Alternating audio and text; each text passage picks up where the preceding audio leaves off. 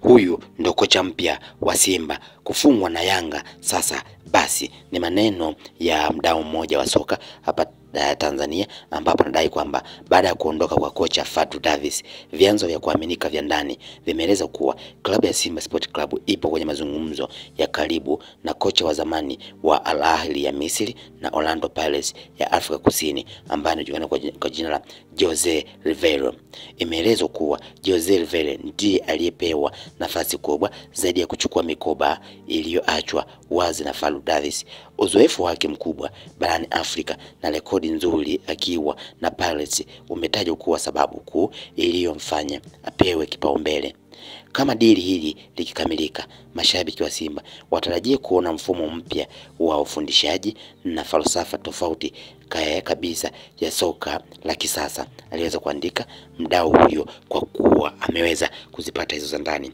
Hayo yote yameweza kutokea baada ya aliyekuwa kocha wa klabu ya Simba Sport Club Fadlu Davis kuweza kutimkia klabu ya Raja Casablanca, huku akiwa na wapongeza viongozi, mashabiki na wachezaji na benchi lote la ufundi kwa yale ambao wameweza kuyafanya katika nyakati za furaha na nyakati za huzuni, lakini na kwenye changamoto ambazo waweza kupitia. Na ndipo ambapo mabosi wa klabu ya Simba Sport Club kupitia mawakala wao wakaona huyu Jose Riveiro ndio anatakiwa awe mbadala wake, kwa kuwa imeelezwa kwamba huyu kocha ana falsafa zile ambazo zinafanana na Fadlu Davis, hivyo haitakuwa ngumu kwa wachezaji kuweza kuchukua mbinu zake haraka.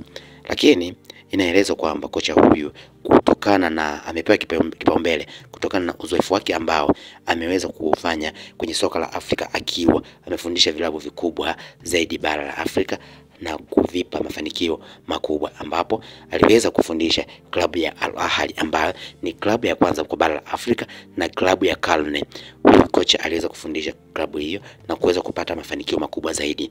Lakini timu nyingine ambayo aliweza kufundisha ni ile timu ya Orlando Pirates kutokea Afrika Kusini, ambayo timu hiyo yenyewe iliweza kupata mafanikio makubwa kwenye klabu bingwa barani Afrika na kupata mafanikio wakiwa ndani ya kocha hiyo. Hivyo mabosi wa klabu ya Simba wakaona kipaumbele chao cha kwanza basi awe ni huyu kocha Jose Riveiro.